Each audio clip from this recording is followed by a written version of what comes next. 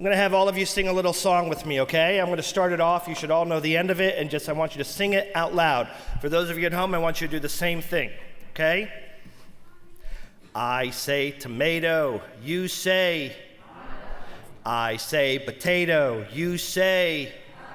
Tomato, tomato. Let's call the whole thing off. Let's do another verse, okay? You ready? I say lettuce, you say lettuce. All right, that didn't work. Let's try this. I say green beans, you say green beans. Okay, let's try this one more time. I say tuna, you say. I say salt, you say pepper. Okay, it works. Well, I hope I just modeled two things for all of you. One is we just modeled the key ingredients to a delicious salad niçoise. Tomatoes, potatoes, green beans, lettuce, salt, pepper, and of course, tuna. Any good salad niçoise has all of those ingredients in it. The second thing that I tried to demonstrate to all of you is that when making a salad niçoise, there might be some difference of opinion as to how the ingredients are pronounced for two of the items. But for the balance of the items in making that salad, we all agree. Some might say tomato, some might say tomato, some might say potato, some might say batato. But when it comes to lettuce and green beans and salt and pepper and tuna, we're all in accord. Everyone agrees. In about 10 days, we will hit our 14-year anniversary of living in Closter for Dory and me and our kids. We moved here 14 years ago, the middle of June. And we knew that we were moving to Closter. The synagogue had offered us this position on January the 3rd, and we started looking for homes officially on January the 4th. We knew that we wanted to be in walking distance of the temple. So from January the 4th until April, when we made an offer on our home, we looked at 47 homes in walking distance of Temple Emanu-El. Now, you have to understand, walking distance is a broad term. It was about up to 1.5 miles on all different sides, some in Norwood, some on the other side of Closter Dock Road, but we looked at 47 homes in walking distance. The home that we live in went on the market on a Thursday afternoon. On Friday before Shabbat, Dory and I went to visit the house, the first people and the only people to visit that house. By Sunday morning at 9, we knew that's the house we wanted, and at 9:15, we made an official offer for the asking price of that house. This was a time before you were paying above asking price. And by 10 o'clock that day, we were in contract on that house. We just knew after looking at 47 homes, that was the house we wanted. There were other houses that we liked, but this was just it. It was almost as if the way we felt about each other, we had gone on dates, we'd been with other people, but when we were together, we just knew, okay, that was it. And that's the way we felt about our home. But the sellers, they were worried. They put the house on the market. In 20 minutes, it was purchased. And they thought maybe they put it in too low. Maybe they should have other bids. Maybe they could do better, which you can kind of understand. And they started to make the process of us finalizing the deal very difficult, so that the closing date got changed and other details got changed, and it became very frustrating. And when you walked in that house, before we purchased it, but once we were in contract, there was a stunning, just breathtaking chandelier, and it captured your attention from the moment you crossed the threshold. And the owners of the house told us, in May, I want you to know, we're taking that chandelier with us. Well, that just lit a fuse for me. I was done. First, they wanted to change the closing date, then they wanted to change this, then they said we're gonna keep this, then they said we're not keeping that, and when they said they were taking that chandelier that probably cost $5,000, I was livid. And I said to my wife, that's it. Let's get out of the deal. We'll get the other house on the other street. We'll just do it. And my wife was as annoyed as I was. Until someone who plays the role of my consigliere and big brother very lovingly sat me down. And he put his hand on my face in this paternal way, and he said, "David, you looked at 47 homes in walking distance to the temple. This home has everything you want. It is close to the temple for walking, especially on holidays when you have to go back and forth. It's a good home for entertaining congregants. You're happy, Dory's happy. It fits within your budget and framework. You can move in before you start your job here. It has the right amount of bedrooms. You don't have to do too much construction or changes. All of the things that you were looking for are here. But you're annoyed about the chandelier, so you're going to throw the whole thing off? You're going to cancel the whole sale because you were that annoyed?" And I was. We were so annoyed by all of these little microaggressions that we're going to cancel the whole thing. He said, "You have 98% of what you want, and you're going to throw it out over this 2%. It's like tomato, potato. Let's call the whole thing off over the smallest bit." Well, that lesson not only allowed us to buy our home and stick with it, and to buy a simple chandelier that we got at Lowe's the first week we lived in the house. I thought we'd replace it in 2 weeks, and here we are 14 later. It's the same chandelier, and no one noticed, and no one cares, and it's fine. But the point behind there is that so often in life we get hung up on the things that are broken, on the things that just don't work, on the things that are our core piece of disagreement, and we're ready to call the whole thing off based on those parts. And maybe all of us should take stock in what that consigliere shared with me, that there really are so many common denominators we share. There really are so many things that we have in common that all of us can benefit from seeing what those commonalities are, as opposed to those differences. I remember my cousin, who is a proud and outspoken member of the LGBTQ community. When first formulating these conversations with the world 25 years ago, saying unequivocally, "We are loving the way you're loving.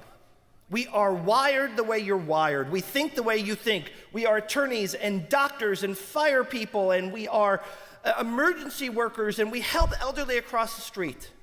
But when it comes to our sexual orientation, we're different. But in every other way, we are the same."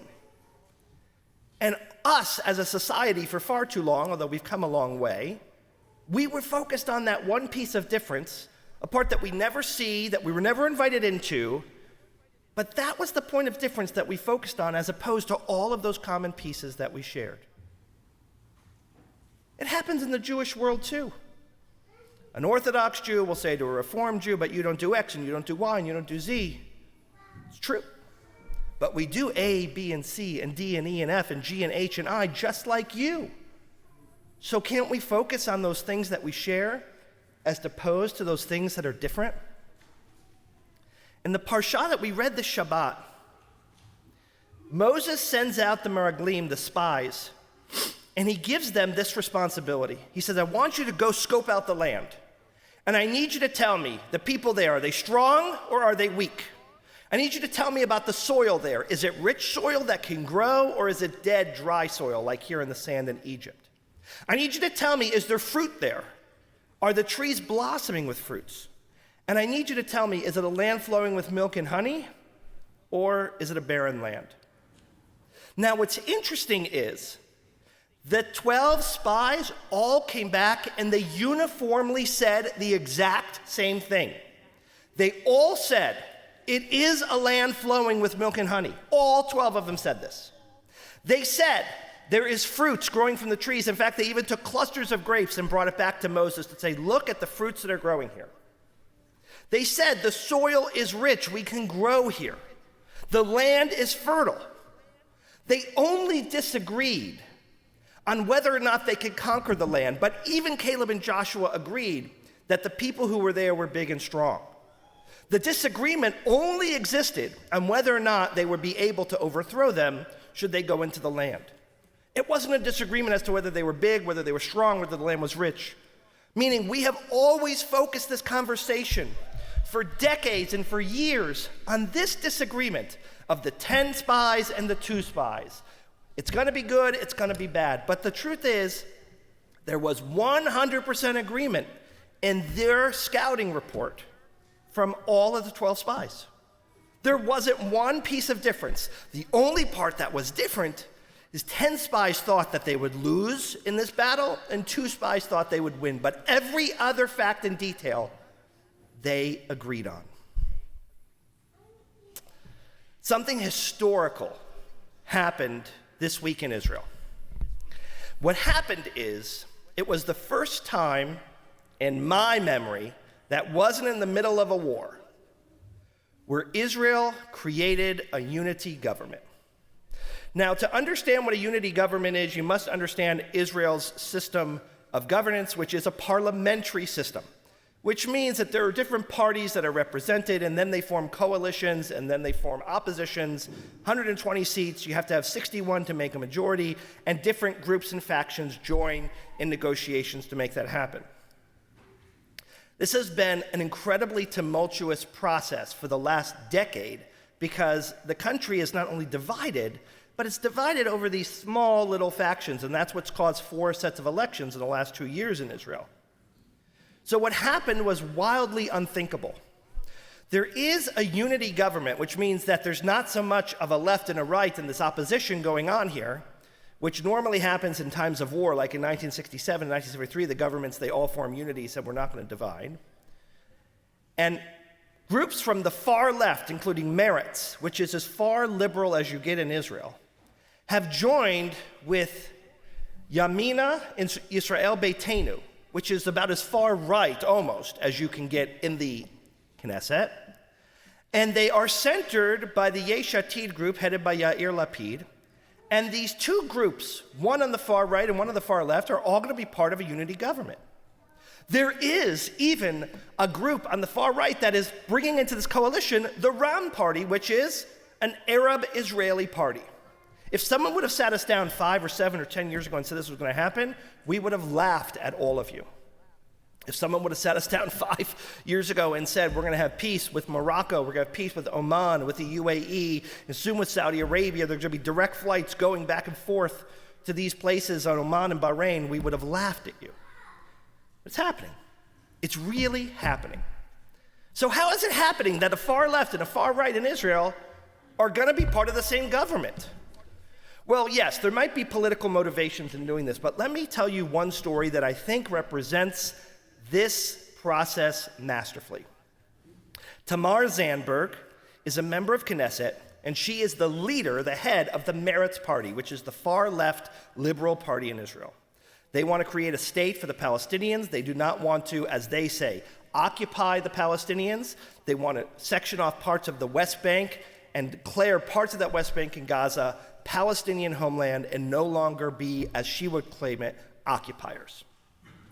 Tamar Zandberg is a spokesperson often for liberal Zionism, and she was asked to speak at a J Street conference, which is notoriously a liberal lobbying group. And she was asked to speak there a handful of years ago. And there she is with 2,500, 3,000 people. She is the darling of the convention. She's getting regular applause and some standing ovations. And then she makes the following statement. And we will not allow Iran to use Syria as a traveling ground and a proxy to bring their weaponry to Hezbollah and to rearm Gaza. And J Street conference of the 3,000 people was as silent as all of you. They didn't know what to do. Because Bibi Netanyahu, who represents the total other extreme of the faction, could have said the exact same words. But this was Tamar Zandberg from Meretz saying that. So even the far-left liberal party was saying, hey, we're not going to let Iran enrich nuclear weaponry because that will change the entire region and endanger all of us in an existential way. And we're not going to allow Iran to use Syria as a highway to bring their weaponry to Hezbollah, which are all pointing their weaponry toward us. So what does that tell you? That tells you that why Bibi Netanyahu and Naftali Bennett might have a radically different idea of what to do with the Palestinians and Israel than Tamar Zandberg from Meretz. It means that they do agree on stopping Iran from becoming a nuclear country, and they do agree in stopping Iran from arming Hezbollah and using Syria as a highway to bring those weaponry. And that is emblematic of the very fact that Tamar Zandberg and Bibi Netanyahu, or Tamar Zandberg and Naftali Bennett, and even Lieberman, agree on far more than they disagree with.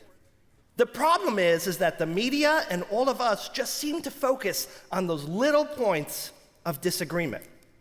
Now, to be fair, sometimes those points aren't so little.